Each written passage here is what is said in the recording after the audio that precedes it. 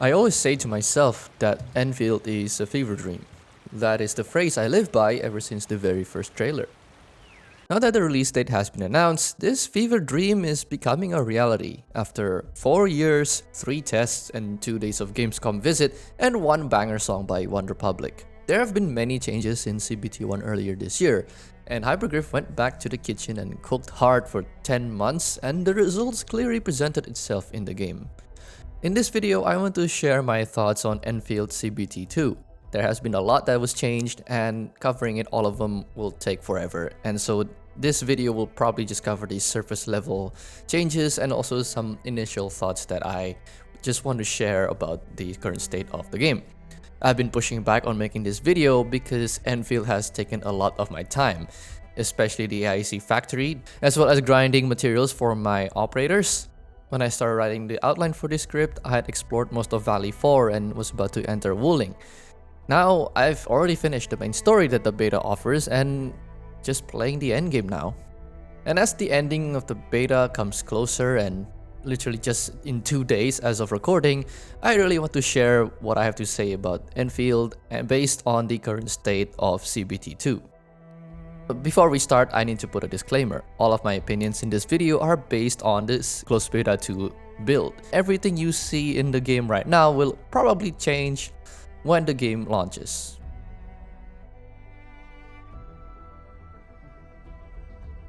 Let's start with the first thing you see, the visuals. This includes the game's graphics, cutscenes, and environmental designs. First of all, the cutscenes. Hypergriff did not pull any punches. All the cutscenes here are really nicely done, especially in the prologue. They are so cinematic.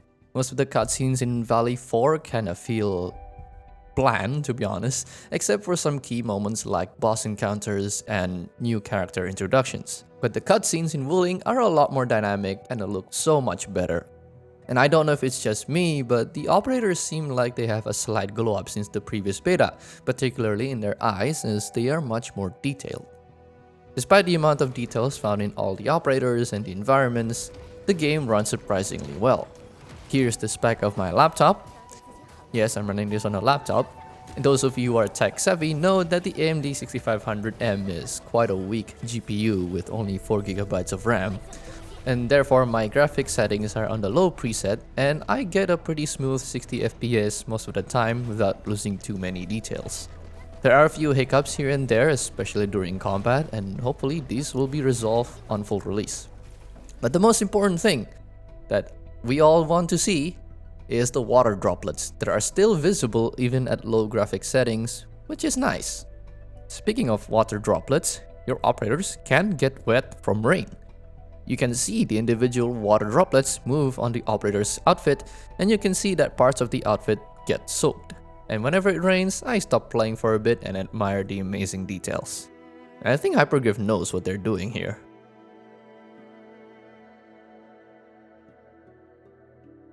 Hypergriff still maintain their signature high-quality environmental design. Go to any vantage point and the landscape is worth being placed as a wallpaper on your desktop.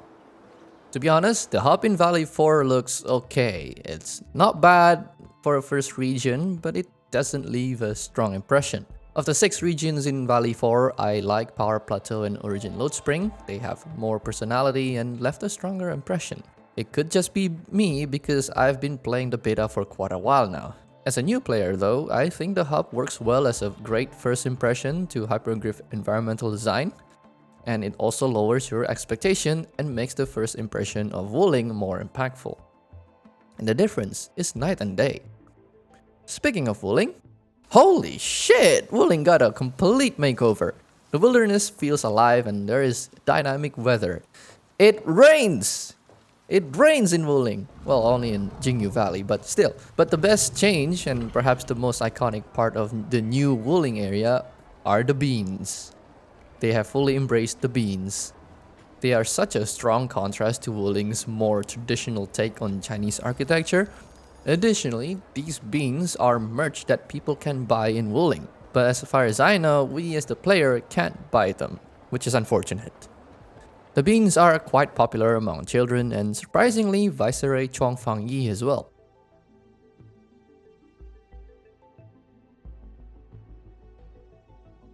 The combat has been slightly changed from CBT1. First, the dodge mechanic. Oh no, I said the word. Oh no, the dodge hater's gonna come for me. Anyway, the perfect dodges now return some of your SP, and there are visual cues that help you time your dodge. I like this change, and it opens up more ways to build up your SP bar because sometimes it feels really slow. That's not the only combat-related mechanic that was changed. Arts Infliction can now stack. Each Arts Infliction can have a maximum of 4 stacks. The higher the stacks, the stronger the arts reaction.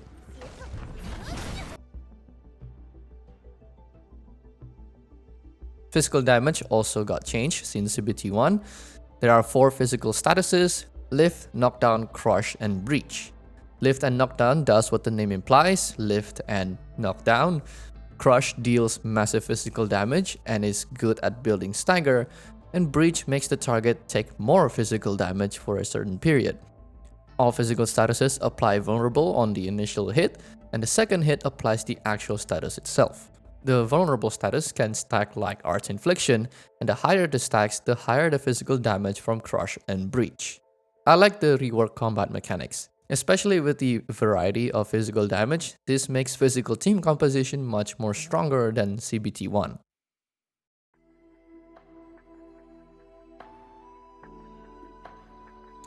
The factory building aspect received a major upgrade in the form of blueprints.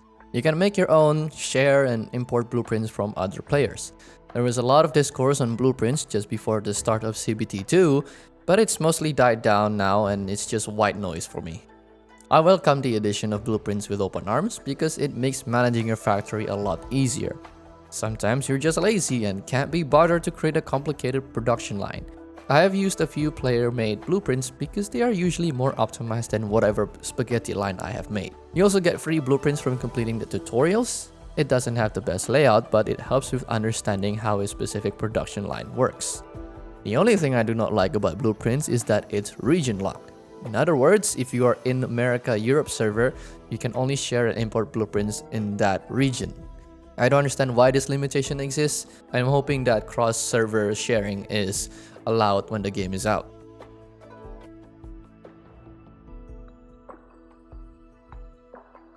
Endfield has 4 voice acting languages: Chinese, Japanese, Korean, and English.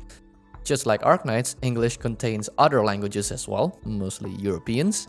In a cutscene in Origin Load Spring, Rossi and Wolfguard briefly spoke to each other in Italian, and sometimes Wolfguard uses a few Italian words as well when talking to you.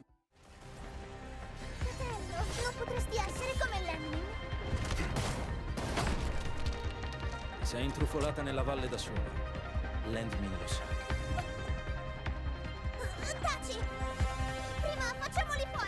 In addition to that, there are so many different accents as well. We got British English, Aussie, Scottish, and your classic American English.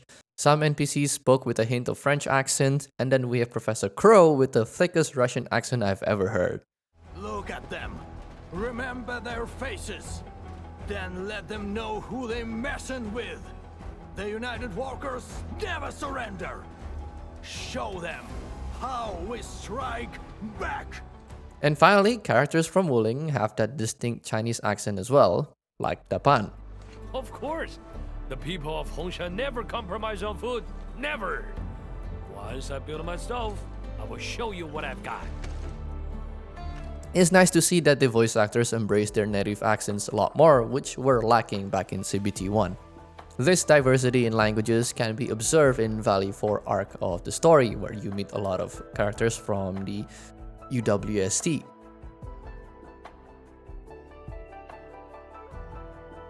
The story in Valley 4 remains mostly the same. Everywhere you go, all the NPCs glaze Enmin's legendary status and their past achievements.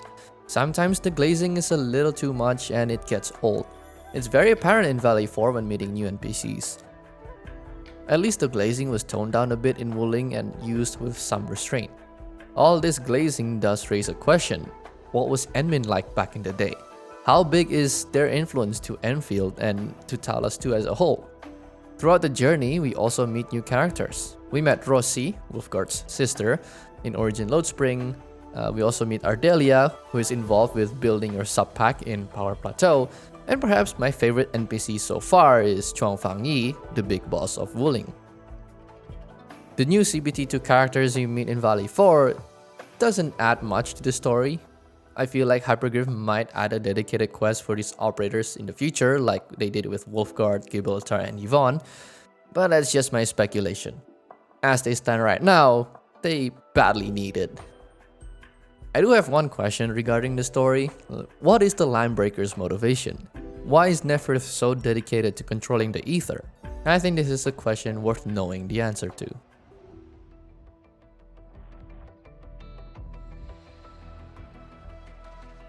Last but not least, let me briefly talk about the gacha.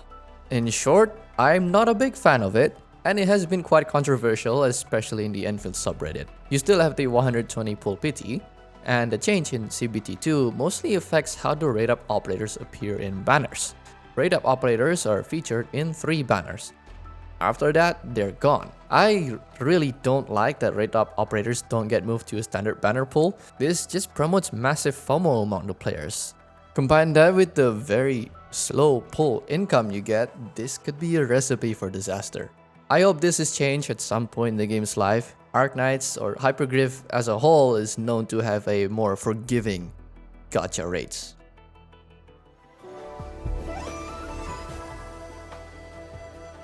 Arknights Endfield is releasing in about a month at the time of recording.